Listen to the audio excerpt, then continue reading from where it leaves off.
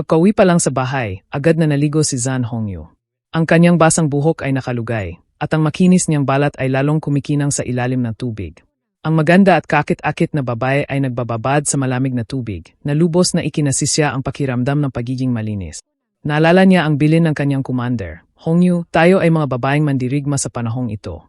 Mayroon tayong isang mahalagang misyon, at iyon ay ang ipagpatuloy ang lahi na malalakas. Opo, Commander. Katatapos lang niya maligo, lumabas siya habang pinupunasan ang buhok, nakabalot pa rin ng tuwalya ang kanyang katawan. Ang kanyang hubog ay napakakakit-akit. Nang maisip niya ang sexing spaghetti strap top na mula si Zan Hongyu. Kailangan kong gawin, yun mamayang gabi. Hindi rin nag-atubili si Lu Sheng kay Zan Hongyu. Pagkapasok sa bahay, dumiretso siya sa banyo. Inamoy ni Lu Sheng ang kanyang kamay at bumulong. May kaunting amoy pa. Naalala ni Lu Sheng na buong linggo siyang pumapatay ng mga mutated beast. Pakiramdam ko na marinate na ako sa amoy nila. Ang binata ay nakaupo na nakabalot ng tuwalya nang biglang marinig ang boses ni Zan Hongyu. Ginoo, tapos na po ba kayong maligo? Masayang lumingon ang binata at sumagot, tapos na. Huwag mo na akong tawaging Ginoo. Ang pangalan ko ay Lu. Hindi natapos ni Lu Sheng ang sasabihin na matigilan siya, hindi makapagsalita dahil sa nakita niya. Si Zan Hongyu, shoot ang isang mababang spaghetti strap-top na nagpapakita ng kanyang malulusog na dibdib at napakaseksing pangangatawan, ay nagtanong muli kay Lu Sheng, bakit? Pagkatapos maghugas mata, ang mukha ng binata ay namula na parang kamatis. Nahihiya siyang tumalikod at umubo, KMM. Wala. Agad na nagiba ng usapan si Lu Sheng para mawala ang awkward na sitwasyon. Pupunta na ba tayo para kumpirmahin ang status natin bilang Star General? Siyempre, lumapit ang dalaga. Inawakan ang balikat ni Lu Sheng at marahang nagtanong, gusto mo bang kumain muna bago tayo umalis? Oh, gusto mo bang ako na lang ang kainin mo? Nang mahawakan ng babae, nanginig sa kaba si Lu Sheng, pinagpawisan na malamig. Okay lang. Sa isip ng binata, hindi totoo kung sasabihin kung hindi ako naapektuhan. Hindi ako santo, pero parang ang bilis naman yata. Pakiramdam ko medyo hindi tama. Biglang naalala ni Lu Sheng, tama. Naalala ko, yung mga malalakas na lalaking Star General ay hindi na mga bata. Hindi napigilan ni Lu Sheng ang mosisang magtanong kay Zan Hongyu. Pesensya na sa tanong, ilang taon ka na ba? Natigilan si Zan Hongyu. Hinawi niya ang kanyang buhok at kaswal na sumagot, ako? Hindi ko na matandaan masyado. Siguro mga 50 o ay tantos na, malapit nang mag-70. Nang marinig ni Lu Sheng ang sagot, basang-basa siya ng pawis. Mukhang matagal na may karanasan itong eroplano, matandang babae. At ang lisensya ko bilang piloto ay mukhang ma-upgrade na. Masayang tumawa ang dalaga at nagtanong, bakit? Siguro mga 15 hanggang 20 taon lang naman ang tanda ko sa'yo. Hindi alam na binata kung anong isasagot kaya pilit na lang siyang tumawa. Haha, malapit na nga. Akala niya mga 15 hanggang 20. Pero ang totoo ay nasa 30 hanggang 40 taon ang agwat dahil ang binata ay 19 taong gulang pa lamang. Humigop siya ng kaunting tubig. Nang makabawi ng ulirat, naisip ng binata, ang edad niyang yan, malapit ng kaedad na nanay ko. Kahit na mas mahaba ang buhay ng mga Grandmaster kaysa ordinaryong tao, pakiramdam pa rin ni Lu Sheng na malaki ang agwat. Ang limitasyon ko ay 10 taon lang na agwat. Mukhang hanggang sa edad lang ni Dong Qingzhi ang kaya ko. Si Dong Qingzhi ay nasa 30 anyos lang naman. Ang maliit na agwat sa edad na ito, sa panahon na martial arts, ay parang 2 o 3 taon lang ang diferensya. Biglang natauhan si Lu Sheng, ha? Bakit ko ba siya ikinukumpara kay Dong Qingzhi nang hindi ko namamalayan? Parang may mali. Makalipas ang ilang sandali, si Lu Sheng at si Zan Hongyu ay pumunta sa isang malaking gusali. Ang pangunahing pasukan nito ay malawak at may mga taong pumapasok at lumalabas, halos lahat ay mga Grandmaster. Ang ganito karaming Grandmaster na nagtitipon ay marahil makikita lamang sa Star General Zone sa loob ng kampo militar. Ito na nga ang gusali para sa kumpirmasyon ng status bilang Star General. 3 miyembro ng kopo ng Tigre Alakdan ang nakatayo sa pasukan, naghihintay kina Lu Sheng at Hongyu. Ang gwapong miyembro ng koponan, pagkakita kina Lu Sheng at Hongyu, ay sumigaw, tingnan niyo. Dumating na ang kapitan. Agad namang nagsalita ang kalbong miyembro sa isa pa, Wu. Tingnan mo ang sitwasyon, mukhang nagtagumpay na ang kapitan. Hahaha, mukhang magkakaroon na tayo ng maliit na kapitan. Tinitigan ni Lu Sheng ang malaking gusali sa harap niya at bumulong. Ito ang Combat Power Assessment Center, ha? Iba ang pakiramdam kumpara sa Hongtuan Martial Arts Hall. Sakto naman may lumapit na lalaking blonde at bumeti. Hoy, Hongyu. Nakabalik na pala ang koponan nyo. Kahapon lang kayo umalis, ang bilis niyong natapos ang misyon ay.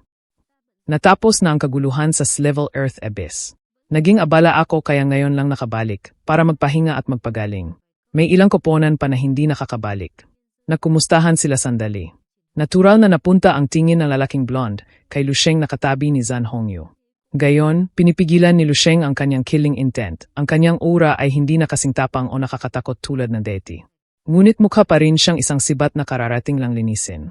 Sa labas, mukha siyang bago, ngunit kung titingnang mabuti, makikita pa rin ang bahid ng dugo sa dulo ng sibat. Hindi pamilyar ang mukha ng kapatid na ito Tiningnan ng lalaking blonde si Lusheng mula ulo hanggang paa at nagtanong kay Zan Hongyu, magre-recruit ba ng bagong mayembro ang koponan niyo? Agad na kumaway si Hongyu, pilitang ngiti, hindi. Sana nga ganoon. Kung sasali siya, ibibigay ko pa sa kanya ang posisyon ko bilang kapitan. Nagpakita ng kaunting pagkagulat ang lalaking blonde. Ganon ba siya kagaling? Ngunit hindi na siya nagtanong pa. Mukhang gustong magkapakpak ng koponang Tigre Alakdan hindi ko na kayo abalahin. Mauna na ako. Nang makaalis ang lalaki, pabulong na nagpaliwanag si Zan Hongyu. Siya ang kapitan na isa pang A-level Star General Squad. Hindi naman masama ang ugali at lakas niya. Tumango si Lusheng at mahinahong sinabi, tara na. Opo. Naglakad ang grupo papunta sa Star General Center.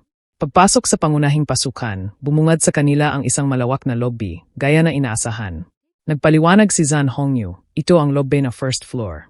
Dito ginagawa ang Star General Confirmation at Combat Power Assessment. Nasa second at third floor naman ang pag-turnover na misyon. Itinuro ni Hongyu ang isang counter sa likod. Doon ang proseso. Hello, gusto kong kumpirmahin ang aking status bilang Star General. Ang napakabatang tunog ng boses ni Lusheng ay nagpagulat sa babae sa counter. Sige po. Peki-presenta po ang mga kaukulang dokumento at recommendation letter mula sa militar. At saka, hindi pa tapos magsalita ang babae nang biglang sumagot si Lusheng ng prangka. Wala ako niyan lahat. Pwede bang pangalan ko na lang? Natigilan ang babae. Ito. Sige na nga, gwapo naman, pagtiyagaan na lang. Agad sinabi ni Lusheng ang kanyang pangalan. Ako si Lusheng. Sabi sa akin na master noon na handa na raw ang profile ko, sabihin ko lang daw ang pangalan ko. Sige po. Sandali lang po. Inilagay ng babae ang pangalan ng binatang si Lusheng sa system. Nag-click siya na search. Pagkakita sa impormasyon, halos mapatalon siya sa gulat, hindi makapaniwala.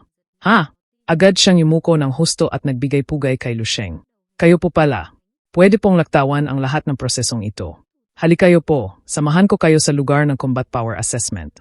Sumunod din si Zan Hongyu at sinabi, sasama rin ako. Pwede ba magpa-assess na rin ng lakas? Ang babae sa counter, hawak ang file ni Lusheng, ay sumagot kay Hongyu. Siyempre po. Fill up lang po kayo ng kaunting impormasyon. Nakita ni Zan Hongyu ang impormasyon ni Lusheng at natigilan. 19 taong gulang. Pinagpawisan na malamig si Zan Hongyu at naisip. Ganon pala siya kabatang henyo. Kahit haluhugin mo pa ang buong 12 Eastern Districts, baka wala kang makitang pangalawa sa kanya. Kaya pala kanina sa bahay, ilang beses lang tumingin sa akin si Lusheng. Sa nakaraan, marami ng Grandmaster na nakilala si Hongyu. Kahit ang mga level 8 Great Grandmaster ay hindi nagbigay sa kanya ng ganitong pakiramdam ng pagkabigla. Ang henyong ito ay masyadong bata. At ako naman ay parang matanding naghahabol sa mas bata. Sa loob ng Combat Power Assessment Room, pagpasok ni Lusheng, isang lalaking naka-combat suit ang naghahanding sumuntok. Boom! Isang napakalakas na suntok ang pinakawalan. Ang lalaking ito ay may masaganang blood key, matangkad ang katawan, nakatayo sa harap ng crystal pillar. Ang braso niya ay tila naglaho sa hangin at muling lumitaw. Ang crystal pillar ay tila bahagyang umuga, ngunit parang hindi rin gumalaw. Pagkatapos bawiin na matangkad na lalaki ang kanyang kamao at tumayong muli, saka lang sunod-sunod na narinig ang tunog ng pagsabog at pagtama ng kamao sa crystal pillar. Pagkatapos, nakita ni Lusheng na nagsimulang kumislap ng sunod-sunod ang crystal pillar. Isang parang diamanteng bato na kasinlaki ng kamao sa gitna ng pillar ang umilaw at pagkatapos mabilis itong tumigil. Sa kabuuan, 1.5 bato. Kung hindi umilaw ang bato, hindi mapapansin ni Lusheng na sa gitna ng crystal pillar ay may mga pattern na hugis diamante, kumikinang na puti parang jade. Sa mabilis na tingin, mukhang mahigit 10 ang mga ito. Pagkatapos sumuntok na matangkad na lalaki, agad na napabulala sa paghanga at pagsamba ang mga mayembro ng kanyang koponan. Ang galing! Karapat-dapat talaga siyang kapitan. Lumagpas na sa kalahati ang pangalawang bato. Ang combat power niya ay malamang lumagpas na sa 16 na milyon. Tunay ngang kapitan. Kung tatamaan ako na suntok na yan ni kapitan, baka mapadumi ako sa takot. Patuloy na naghiyawan ang mga mayembro na parang nanalo sa lotto. Ang bilis ng progreso ni kapitan. Baka hindi na magtatagal, masusubukan na niyang buksan ang Heaven and Earth Twin Bridges para maabot ang Level 8 Great Grandmaster Realm. Sumagot ang katabi. Sana kalahati man lang ng lakas ni Kapitan ang meron ako. Kinaway na matangkad na lalaki ang kamay. Hindi ganon kadaling buksan ang Heaven and Earth Twin Bridges. Kung besta-besta lang itong mabubuksan, tataas ang combat power sa mga 30 milyon. Masyado pang maga para sa akin. Mapagkumbaba ang salita niya, ngunit hindi may tago ang ngiti at pagmamalaki sa kanyang mukha. Mahahalata na maganda ang kanyang kalooban. Isang level 7 Grandmaster na umebot sa 16 na million combat power points. Ngunit hindi naman ganon kadaling tumaas ang lakas ng isang Grandmaster. Nanonood lang si Lusheng sa gilid at na-interest siya. Ang pag-assess ng combat power gamit ang crystal pillar na ito ay ibang-iba kumpara sa mga dating force measuring instruments. Hindi niya napigilang tanungin si Zan Hongyu sa tabi niya. Ganito ba talaga nag-a-assess ng lakas sa Warzone? Tumango si Zan Hongyu. Sa pangkalahatan, kapag naabot na ang Grandmaster Realm, hindi na ginagamit ang modernong force measuring instruments. Dahil masyadong malakas ang puwersa ng Grandmaster, kahit na gumamit pa na mas matibay na materyales o mas magandang proteksyon ang instrumento, kapag tumama ang suntok ng Grandmaster, masisira pa rin ang mga pyesa sa loob. Kaya crystal pillar na lang ang ginagamit para sa assessment.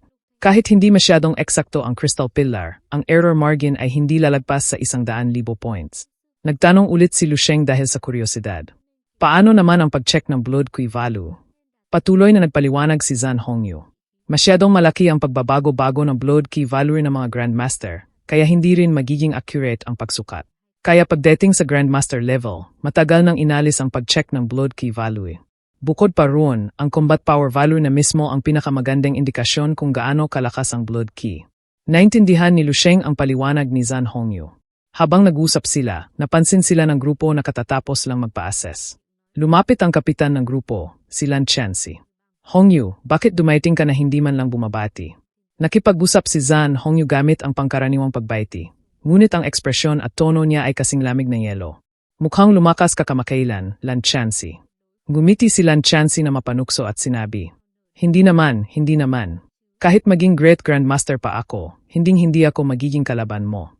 Hindi ko kayang saktan ka kahit isang daliri lang. Nagtanong ulit ang babae. Talaga, si Lusheng na nakatayo sa tabi ay halos masuka sa narinig. Grabe ang pambobola, nakakasuka. Nakita ni Lan Chansi ang binatang katabi ni Hongyu at lumipat ang atensyon dito. Nga pala, bagong mayembro mo ba yung kasama mo, Hongyu?